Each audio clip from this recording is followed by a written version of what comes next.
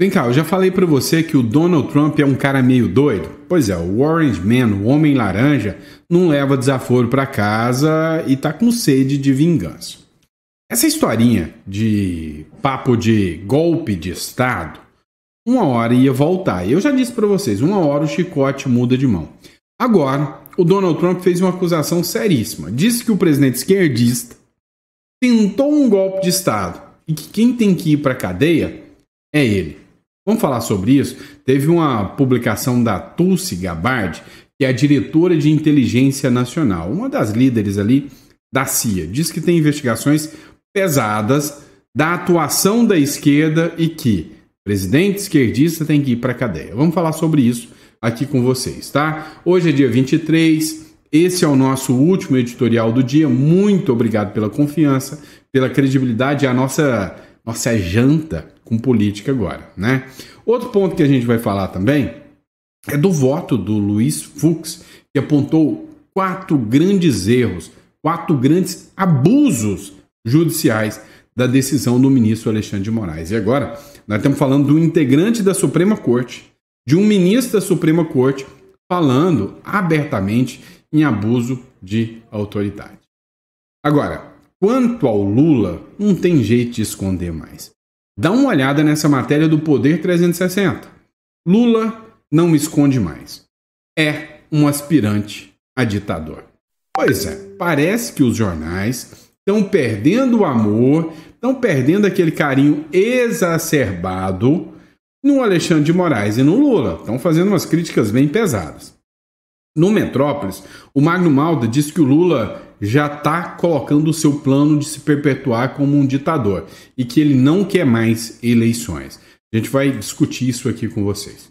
E aí tem a questão do Flávio Bolsonaro também, que recebeu muitas críticas por não estar no Brasil, enquanto o pai estava sendo alvo do ministro do Supremo Alexandre de Moraes. Pois é, depois de muita pressão, de muitas críticas, ele resolve mudar a rota e nós vamos falar um pouquinho sobre essa medida que envolve, inclusive, impeachment do ministro do Supremo Alexandre de Moraes.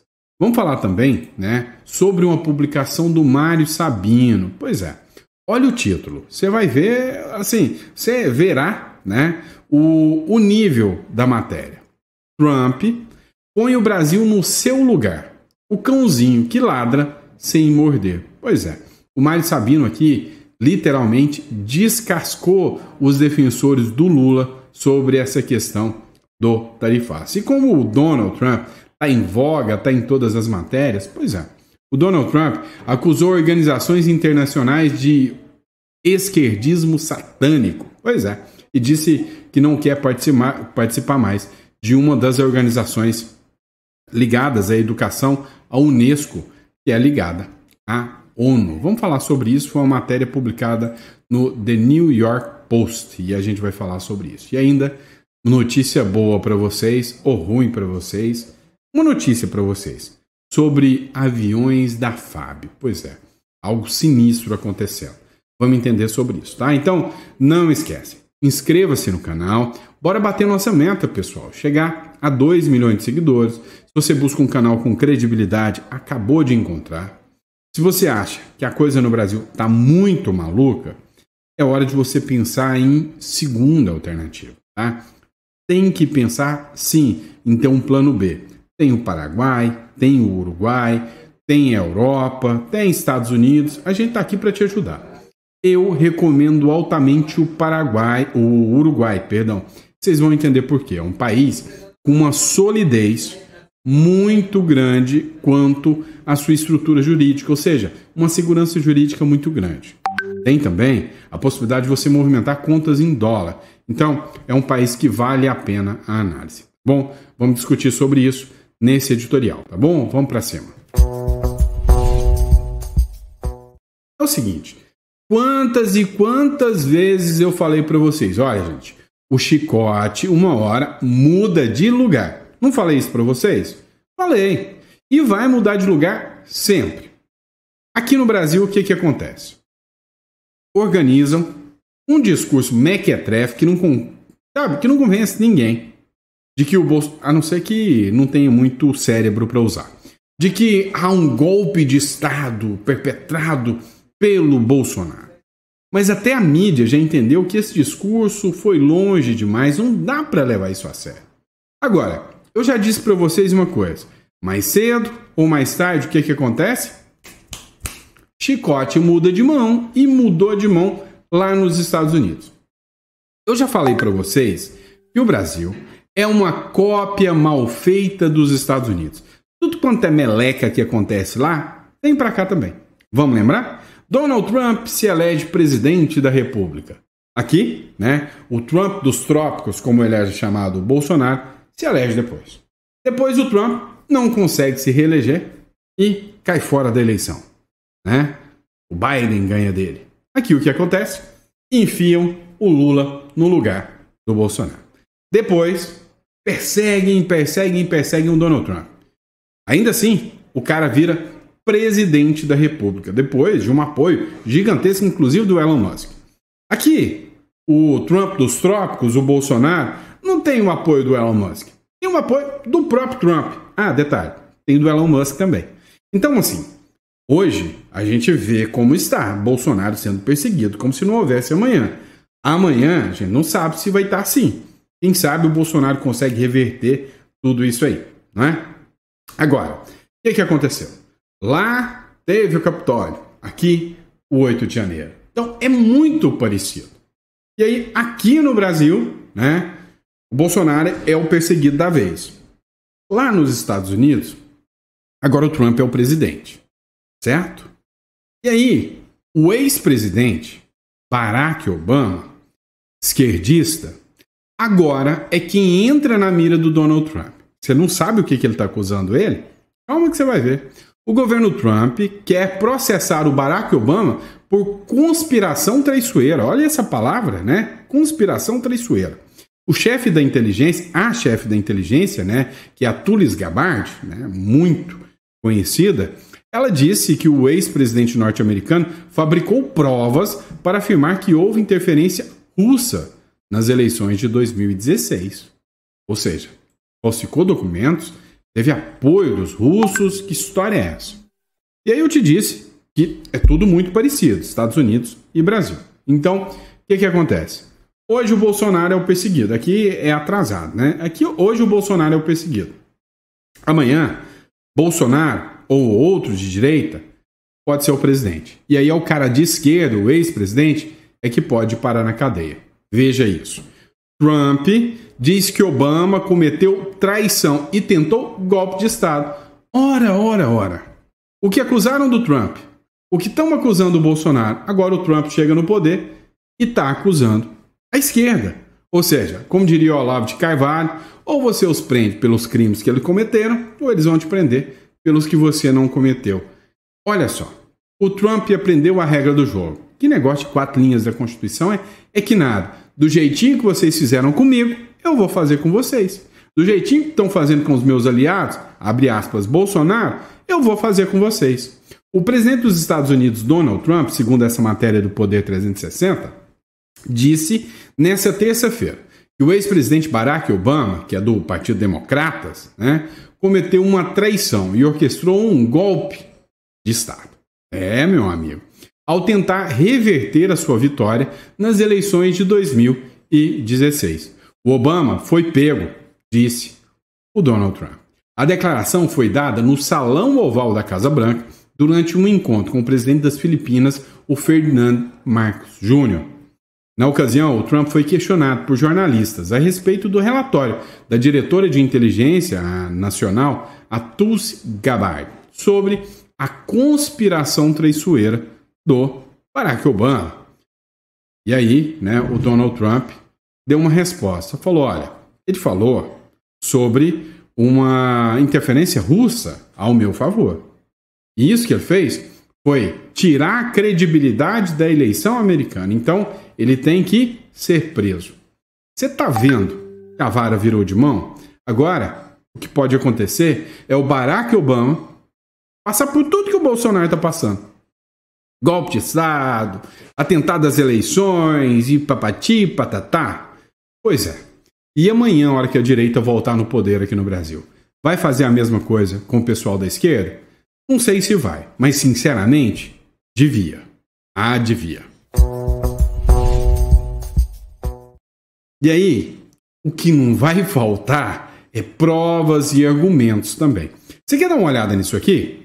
Dá uma olhada nessa matéria da Gazeta do Povo. E aqui não é um posicionamento de qualquer um. Não é um Sandro do YouTube. É um ministro da Suprema Corte que fala abertamente em abuso de autoridade. O voto do Fux apontou 4 grandes erros de medidas do STF contra a liberdade de Bolsonaro. E aí, o judiciário não erra. Ele atenta, ele abusa de autoridade. Né? Quem comete é você. Quem comete sou eu. O judiciário não. Fux foi o único a divergir dos demais, né, da primeira turma. No julgamento que impôs as restrições ao Bolsonaro, o Fux foi o único ministro da primeira turma a discordar do Alexandre de Moraes. E aí os especialistas apontaram que o seu voto foi técnico e revelou 4 graves erros nas medidas contra o ex-presidente, inclusive possíveis abusos judiciais. Olha isso. Ações de Eduardo não são crime. A gente está falando isso há quanto tempo para vocês? Essa é a primeira. Segundo o ministro Fux, os atos atribuídos ao Eduardo Bolsonaro, como pressionar por sanções dos Estados Unidos ao Brasil, não configuram crime no Código Penal, mesmo que politicamente seja reprovável. É feio você estar no outro país pedindo sanções para o Brasil, segundo Fux. Mas mesmo assim, esses atos deveriam ser tratados na esfera política e diplomática. Na judicial, não. O Alexandre de Moraes, na visão do Fux, está perseguindo o Eduardo Bolsonaro e estamos diante de um abuso de autoridade, né? Olha só, outro ponto. Crítica à antecipação da punição. Fux aponta que não há nenhuma prova concreta de qualquer crime e os especialistas dizem que o voto põe a lógica de punir antes do devido processo legal. Para eles, os demais ministros estariam misturando julgamento jurídico com julgamento político em tudo que envolve o Bolsonaro. O número 2. O STF não deve se guiar por pressões externas. O voto do STF tem que ser voto jurídico e não político. O voto do Fux, ele disse o seguinte: as decisões da Suprema Corte não podem ser moldadas pela política internacional. Uma decisão que o Trump toma lá, eu venho aqui e persigo o cara aqui, vou perseguir o cara aqui. É errado. Ele critica a ideia de que pressões de governos estrangeiros, como do Donald Trump, possa influenciar qualquer tipo de julgamento aqui no Brasil. Então, ele diz que tem que ter independência judicial e isso é o princípio da separação dos poderes. Deu aula, né? Deu aula. 3. Medidas eram desnecessárias. Totalmente, né? Cá entre nós. Para o ministro Luiz Fux, o Bolsonaro já tinha o passaporte retido. Já tinha residência conhecida. O que afasta qualquer tipo de risco de fuga, ou seja, a lei penal foi descumprida. Não havia qualquer justificativo para uma nova medida.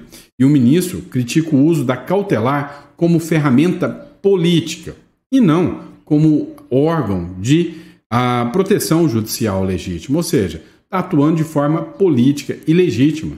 E aí ele questiona sobre censura e, inclusive, abuso de poder por parte do ministro Alexandre de Moraes. O voto também contesta o uso das medidas como teste de reação popular, não como ato jurídico.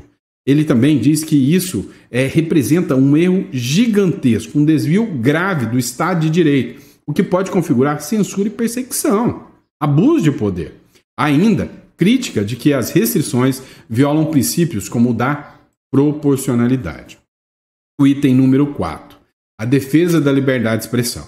O Fux considera que é totalmente inaceitável impedir o Bolsonaro de entrevista, usar rede social, qualquer coisa nesse sentido. Para ele, isso fere, inclusive, cláusulas pétreas da Constituição. Está lá, no artigo 60, parágrafo 4º, qualquer estudante de direito sabe disso. Para nós que somos representantes do direito, para nós que somos advogados, que somos defensores da justiça, ora bolas. Isso é um absurdo.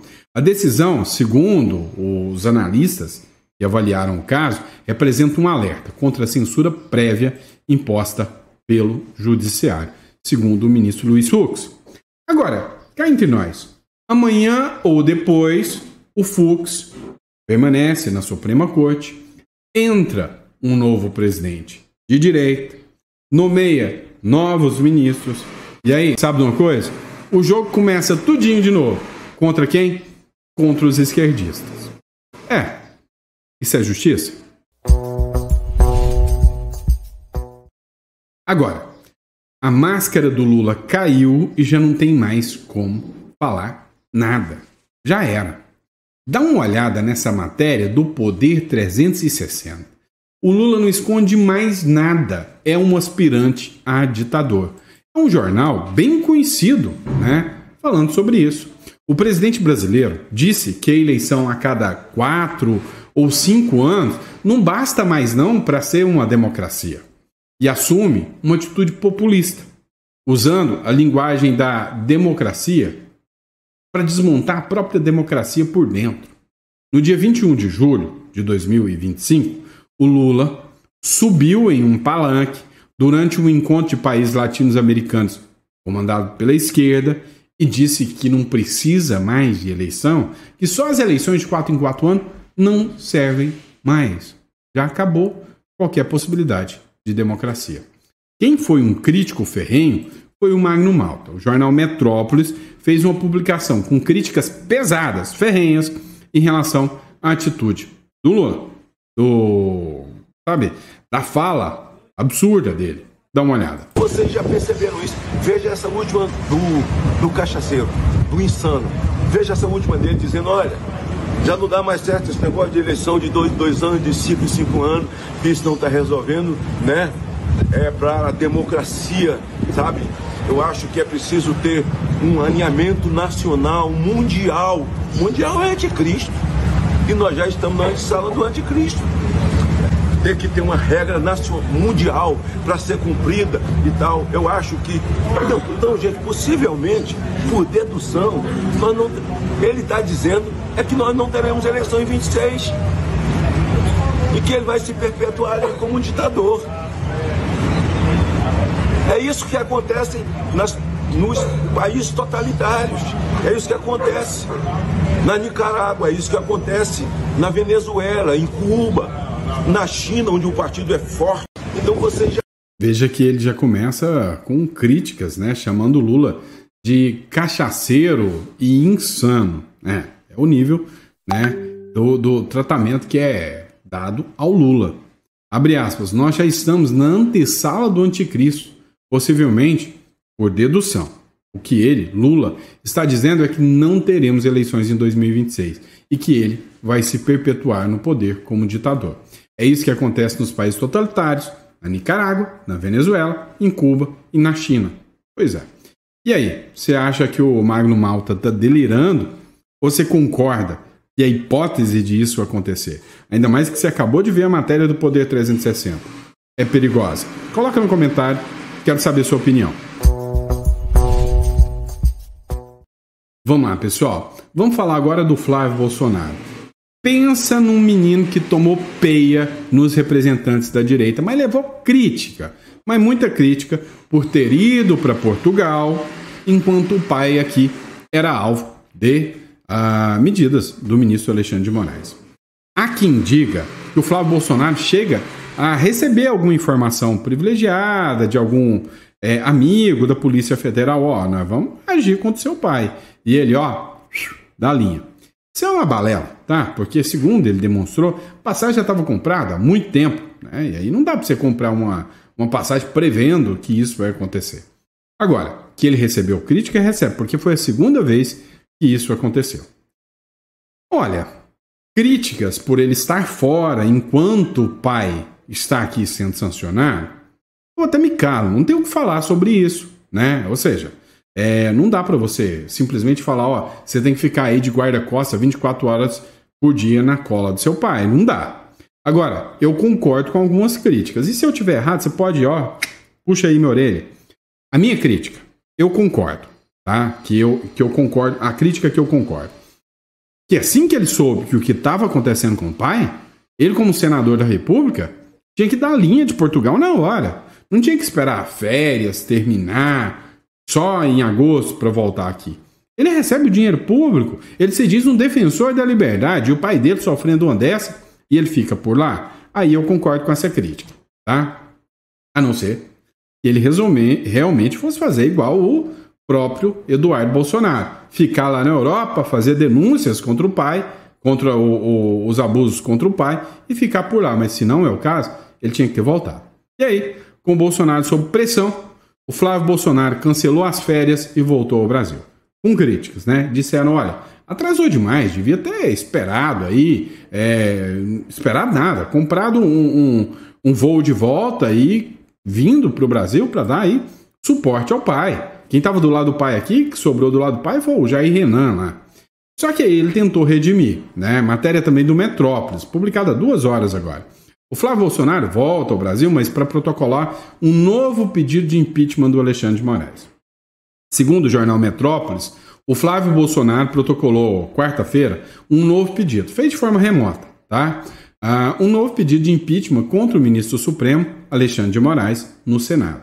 O 01 do Bolsonaro, que é o Flávio Bolsonaro, ele disse que as medidas cautelares que foram impostas contra o Bolsonaro, contra o pai dele, configuram, por óbvio, abre aspas, censura prévia e extrapolam em muito os limites que regem o exercício da jurisdição penal. E que a conduta dele, é óbvio, configura crime de responsabilidade. Abre aspas. Mais uma vez eu vou ler aqui o que o Flávio falou. O ministro relator abandona sua posição constitucional de julgador imparcial para assumir um protagonismo político absolutamente incompatível com o cargo que ocupa, antecipando um juízo de culpabilidade, censurando comunicações privadas, inclusive entre o pai e o filho, restringindo a liberdade de expressão nas redes sociais e tratando reuniões diplomáticas ordinárias com representantes estrangeiros como atos ilícitos ou suspeitos, o que representa uma inversão radical da lógica constitucional do papel da jurisdição penal em um Estado democrático de direito. Se você não entendeu nada do que eu li, ele usou aqui termos jurídicos, resumindo, está perseguindo meu pai e está abusando do direito. Foi isso que ele falou, mas com palavras rebuscadas. E na sua visão, Flávio Bolsonaro está certo, deveria ficar por lá, deveria esperar as férias acabar, deveria voltar e dar apoio ao pai, está certo no pedido de impeachment ou está errado? Seu comentário é importante. Vamos lá. E o discursinho do Lula contra o Donald Trump? Te convence? Para mim, não convence em nada. O Brasil é altamente dependente dos Estados Unidos. Olha essa matéria aqui. Apesar do discurso de Lula, o Brasil usa o dólar em 95% de todas as suas exportações. Ou seja, antes mesmo de escalada dessa guerra, né, comercial entre o Brasil e os Estados Unidos, o Trump já estava pistola com o Lula, porque o Lula vinha defendido diminuir a dependência do dólar, diminuir o uso do dólar, começar uma moeda ali do BRICS. Esse era o discurso do Lula. Na prática, estava só no gogó, porque na prática o Brasil, desde quando o Lula assumiu, em momento algum o Lula diminuiu o uso do dólar. Pelo contrário, 95% de todas as exportações do Brasil ainda são em dólar, né? Então, assim, a grande questão é, o Lula mostrou que ele tem muito gogó, mas para enfrentar mesmo os Estados Unidos, não vai conseguir. E sabe o que eu achei interessante? Essa publicação aqui, que é do Mário Sabino, lá do jornal Metrópolis. A matéria diz o seguinte, olha, o Trump põe o Brasil no seu lugar. O de cãozinho que ladra, mas não morde. Ladra sem morder. Ele diz o seguinte, é preciso admitir que até o presente momento, até agora, as nossas previsões foram catastróficas sobre o protecionismo do Donald Trump, né? E, de forma alguma, feriu a economia dos Estados Unidos. Pelo contrário, essas previsões estavam todas erradas. O Donald Trump fez foi melhorar e muito a economia dos Estados Unidos. Pode falar o que for, mas eu já tinha dito, o Trump estava seguindo o mecanismo Milley. E o mecanismo Milley trouxe benefícios e vantagens enormes para a Argentina. O Trump estava repetindo. Só que com adequações, né? Por quê? Porque o Trump, cá entre nós, é a maior economia do mundo. Ele tem muito mais negócios bilaterais do que a própria Argentina. O Wall Street, ele fez uma publicação. E na publicação do Wall Street Journal, ele falou que o inimigo, o fidalgo das tarifas do presidente americano, está tendo muito resultado. Olha o que o Wall Street falou aqui.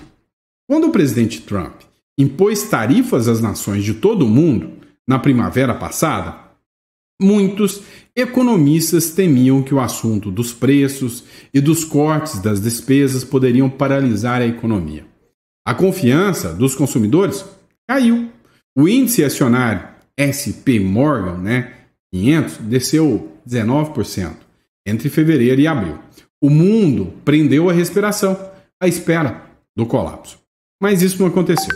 Hoje, empresas e consumidores estão reencontrando a segurança e crescem as provas de aqueles que haviam freado o consumo começaram de novo a gastar.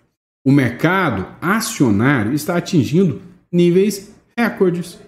O índice de confiança dos consumidores, que era baixo nos últimos 3 anos, voltou a subir. As vendas no varejo superaram as previsões dos economistas. E a inflação galopante dos Estados Unidos não se concretizou. Ora, ao menos por hora. Não é opinião, gente. É constatação. O governo de direita apresenta resultados 100% melhores do que a tragédia que um governo de esquerda apresenta. Vem cá.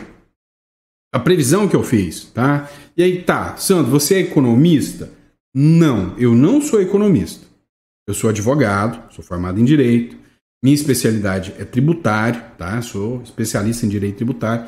Fui aluno do Ives Gandra, sou formado em Filosofia. Mas no campo de Economia, eu sou mestre pela Munster University, tá? Sobre comércio internacional, International Business. E isso muito me interessa, tá? Muito me interessa porque eu trabalho com relações exteriores o tempo todo. Então, dava para perceber o caminho que o mercado está tomando. Ora, bolas.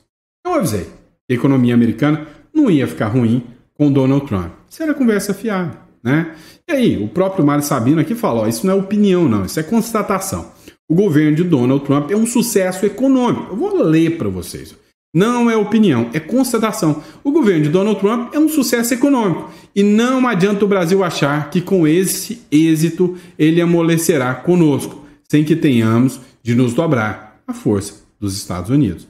Ou seja, o fato é que o presidente do Brasil, se entrar nessa briga, quem vai se lascar é o povo brasileiro.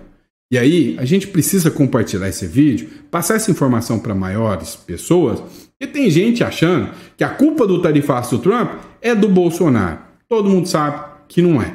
Quem ameaça o dólar é o Bolsonaro? Não, é o Lula. Quem se junta com ditaduras como a Rússia, como a Venezuela, é o Bolsonaro? Não, é o Lula.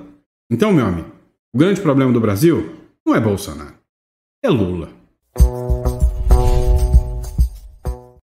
E aí o Donald Trump ele já chegou com um discurso anti-esquerda, anti-woke. A gente precisa entender. Você pode não gostar do Trump, você pode ter críticas ao Trump, assim como eu tenho. Eu falei e teve um monte de gente que escreveu, né? Sempre tem uns mimimi.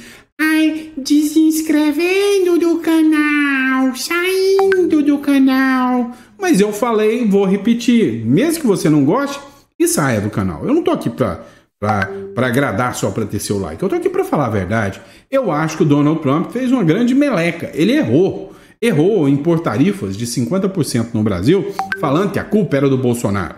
Só serviu para dar margem aí pro próprio Lula. Então, a minha visão é que o Trump deveria ter aplicado a Lei Magnitsky, ter falado que a Lei Magnitsky é por causa do Bolsonaro, ter aplicado as sanções dizendo o seguinte, Brasil, você me cobra mais. Brasil, você está atentando contra a minha moeda. Brasil, você está colocando aí práticas comerciais abusivas. Então, tarifa para você. Ou seja, uma coisa é uma coisa, outra coisa é outra coisa. Né? Como diria o grande filósofo Paulinho Gogó. Agora, vamos entender uma coisa. O Donald Trump acerta em muitas coisas. E se tem uma que, para mim, é para aplaudir de em pé, é essa informação que o Ivan Kleber trouxe agora. O presidente Donald Trump está retirando dos Estados Unidos da Organização das Nações Unidas para a Educação, a Ciência e a cultura. É a Unesco, né? Aquela entidade woke, né? Aquela entidade esquerdiana que existe. O Trump falou, quer saber? Danem-se. Tô saindo, tô pulando fora. E aí, ele caiu atirando, criticando, né, as suas inclinações anti-América, anti-Israel, bem como uma agenda woke, segundo uma publicação que foi feita no The New York Post, né? Olha só, matéria do The New York Post. Trump retirará os Estados Unidos da Unesco por políticas de DEI, né? Que é a inclinação pró-Palestina, pró-China, pró-woke. Então, aplaudam de pé o Donald Trump. Então, comigo, você já tem que ir se acostumando comigo. O negócio comigo é o seguinte. Quando sei, digo que sei. Quando não sei, digo que não sei. E, não é a escolinha do professor Ramon. Sinceramente, quando eu acho que está certo, eu elogio. Seja o Lula. Quando eu acho que está errado, eu critico. Seja Trump, seja o Bolsonaro, quem quer que seja. Agora, a gente tenta, nem sempre consegue, mas tenta ser coerente, tá? E nessa aqui, o Trump bateu um bolão. Agora vem cá. Se você imagina que o Brasil está quebrando, é porque você está certo. Dá uma olhada nessa aqui. Matéria do Metrópolis, da Andresa Matais. Aviões da FAB para ministros só tem combustível até dia 3 de agosto. Ainda acho muito. Por mim, queria que vocês andassem de carroça ou pagassem do seu próprio bolso. Essa é a verdade. As aeronaves da Força Aérea Brasileira, que são utilizadas no transporte de autoridades, só tem querosene de aviação garantido para decolar até o dia 3 de agosto. Depois dessa data, os voos vão parar. Eu acho é pouco. Compra burro, ou seja, pega um monte de eleitor do Lula e põe para puxar carroça. E aí esses ministros vão andar com carroça. Porque quando um país não tem política de austeridade fiscal, quando um país não cuida do seu dinheiro para gastar menos do que ganha, vai dar nisso. Então, vocês querem o quê? Pular da ponte e cair para cima? Não vai acontecer? Ora, bolas. O óbvio acontece. Gasta demais, vai faltar dinheiro. A FAB foi procurada pela Andresa Matais. E a FAB informou que as atividades da Força Aérea, impactadas pelo contingenciamento de cerca de 812 milhões que o Lula tirou, para onde foi, não sei, né? Foi sofrido pelo Comando da Aeronáutica, pela Comair, em maio. Abre aspas, olha o que eles disseram. Houve impactos severos em praticamente todas as atividades, desde as operacionais até as logísticas e administrativas, o que o comando informou. E cá entre nós, acha é pouco. Para os ministros que vão ter que andar de carroça, acha é pouco. Para essa turma da Força Aérea, é assim, não fizeram L? Não é isso que vocês acham bonito? Se está faltando dinheiro, fazer o quê? Dinheiro não é capim. Se fosse capim, os esquerdistas iam comer e deixar a gente sem do meu jeito. Fazer o quê, não é? E é isso, pessoal. Espero que vocês tenham gostado do nosso editorial. Teve um pouco de ironia aqui, né? A gente começa a ficar pistola que essa turma da Left People aí é fato. Mas lembrando a vocês, pessoal, você quer contratar a consultoria nossa, tá? Você quer um empresário, registro de marcas e patentes. É um assunto interessante. Você já parou para pensar? Você está aí. De repente, vem o cara e monta a empresa do lado da sua com a sua marca. Você não registrou a sua marca, vai perder. Então, existe marca e patente, uma hold, uma offshore. Você não confia mais na estrutura brasileira como ela está. Entre em contato conosco. Aqui, ó, na descrição aqui tem um link. Tenho certeza que você vai gostar. Você vai contratar a nossa equipe aqui que está amplamente preparada para te atender. Tá bom? Grande abraço. Fica com Deus. E eu vejo vocês no próximo editorial amanhã de manhã.